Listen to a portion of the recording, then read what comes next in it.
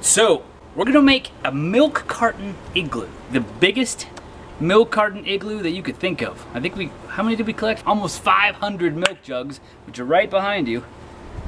So I'm gonna show you step by step, figure out the dimensions, how many you need, and what to do once it's built. So the first thing that we did was figured out where the center was gonna be made in. I guess it looks like a T, but it's sort of an X.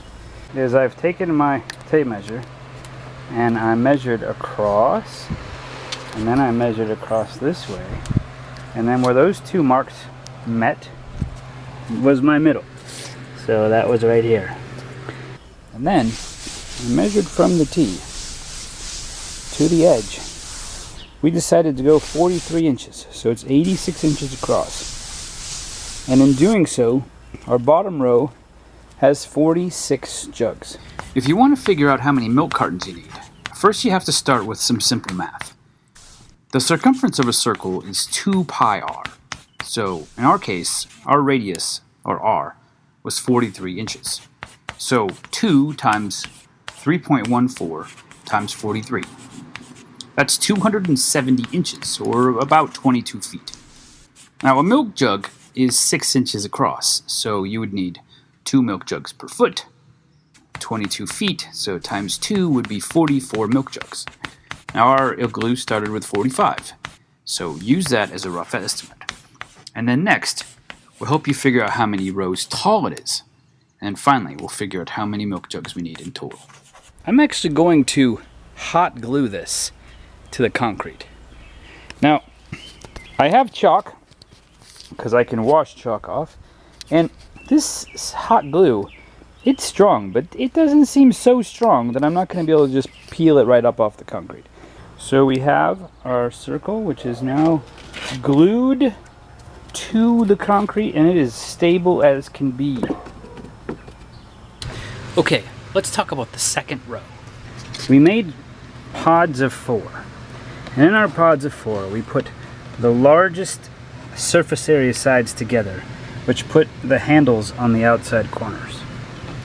But just like building Legos, I now want to put the second row of pods over the crack between the first two. I'm going to put a pod on top of these two, which means I'm going to take my milk jugs and I'm going to glue them like this. So here is my second quad on top of the first. Is if you look here, you can see just by the way the bottles are shaped, and they are narrow at the top, then at the bottom you can see it's starting to turn in. Do you see the round right there? I didn't do the round on purpose. It's just the way the bottles are made. We're going to do the whole second row of quads and see what that looks like. Alright, here's a problem to be aware of when you're building. And over here, we pushed them in too far, so we have like a shelf right there. So on the next layer, we're going to make sure we don't come in any further, or you take away the igloo shape. Okay, we started with 45 across the bottom row, and then the second row, because I didn't want it to immediately start to close in, I wanted the walls to kind of go straight up at first. The second row is also 45, and then the third row ended up being 44 plus that little white bottle there in the middle. So I think this next row is going to be just plain old 44. And then I think that brings us to our next equation. How do we figure out how many rows it's going to take to make the igloo? So go back to your original igloo diameter. Our radius was 43 inches from the middle to the edge. So 86 inches is our diameter, the radius times 2. Well, if you divide that by 12, that's about 7 feet. So if you take the 7 and you double it, that's 14. So a 43-inch radius igloo will be about 14 rows high. Now that's not 14 feet tall or anything, because they do curve as they go in, and it gains very little height at the end. But 14 would be our number.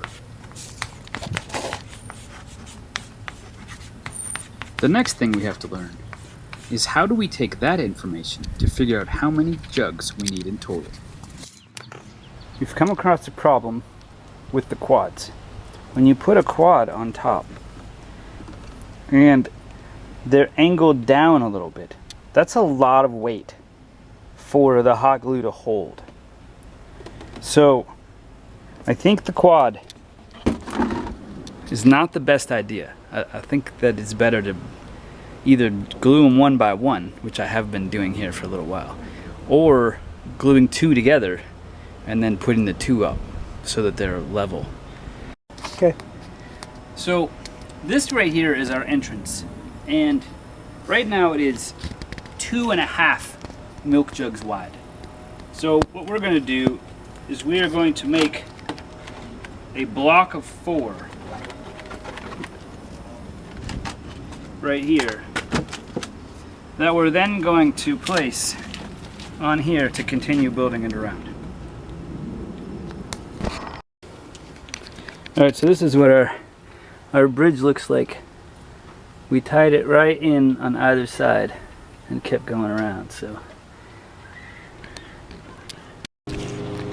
you know the worst thing, I got this on to protect my neck from the sun, but the worst part about this top is that I have to crawl in and out to build this thing.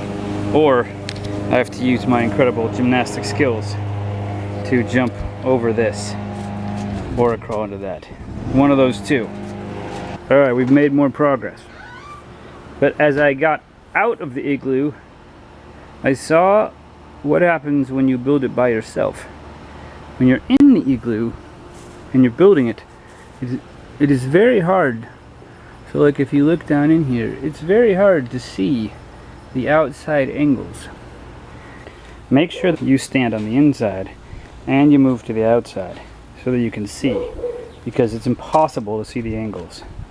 So here, I don't know if you can tell, but you can definitely see what the curvature of it. But now look over here.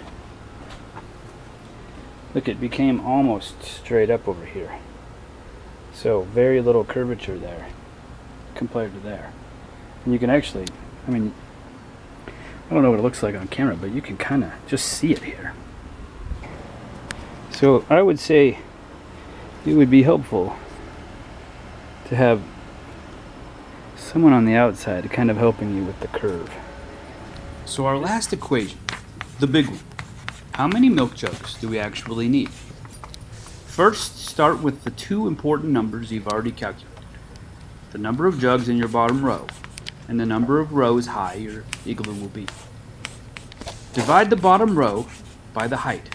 For us, that would be 46 divided by 14, which equals 3.2. Now on a piece of paper, draw 1 through 14, or however many rows that you have. And in the first line, write 46, or the number of jugs in your bottom row.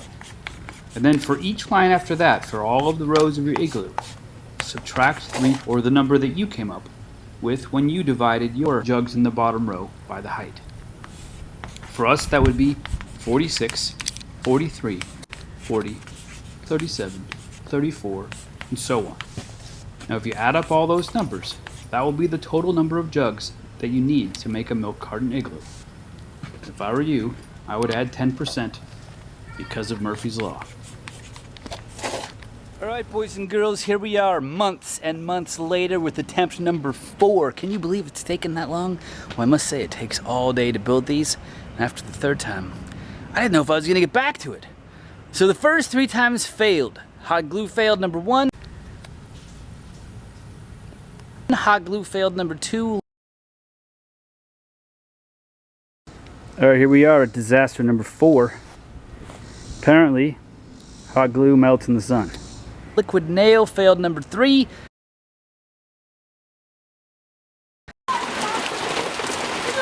So, this is day 2, building the igloo. We're having a torrential downpour. Today, we're gonna try duct tape. Okay, boys and girls, once again, we're at row number 2. As you've seen many times, but this time you can see we did duct tape.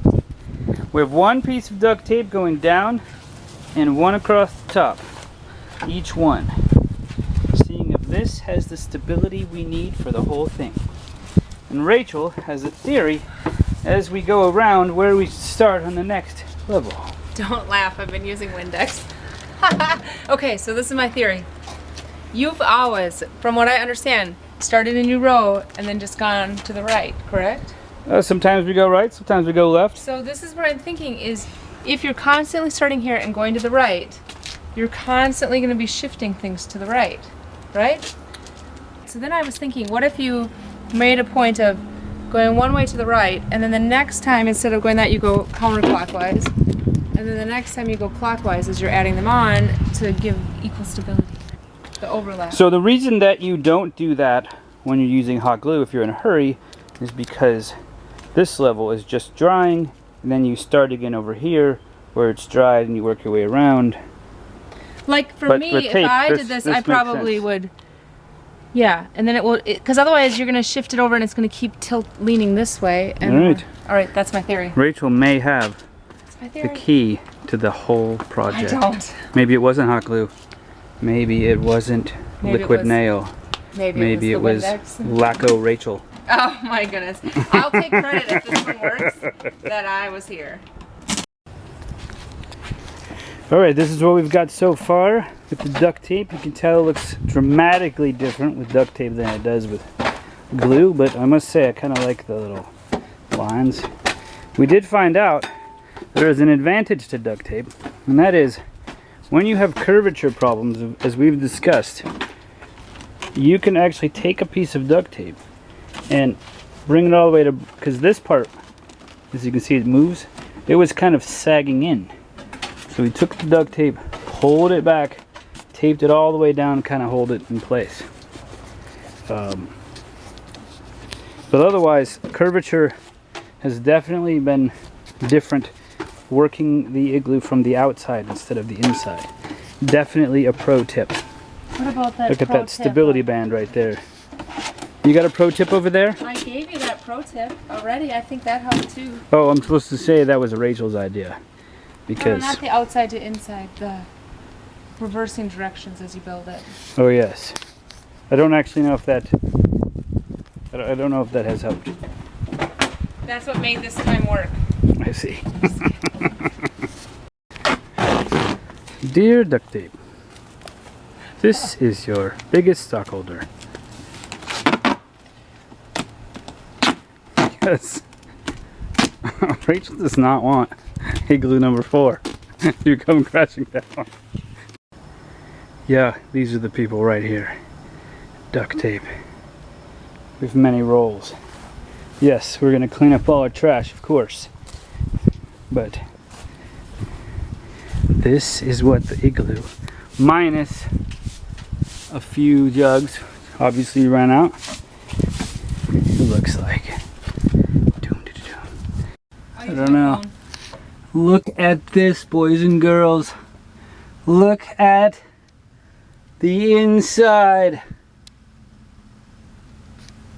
Look at that. You can't even tell from the inside that there's duct tape on the outside. And until we finish the hole in the middle, I guess you can just sit in here and see what shapes the clouds look like. So I'm pretty excited. Pretty excited about when the kids get home. They get to see the igloo. The igloo of joy.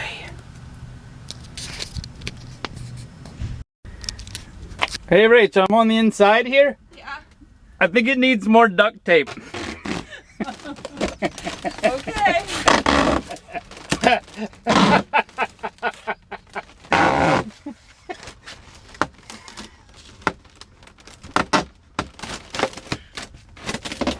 I can move the whole thing. I think we're ready to remove the milk jugs now. Hey, thanks for checking out today's super fun kid project that we had going on. Special thanks to Starbucks in Mount Juliet, Tennessee for helping us with the 500 milk jugs that we collected. Otherwise, if you like this video, please comment below, like and subscribe, and please look at the description. We have lots of other notes about the jugs themselves that we just didn't put in the video. See you soon.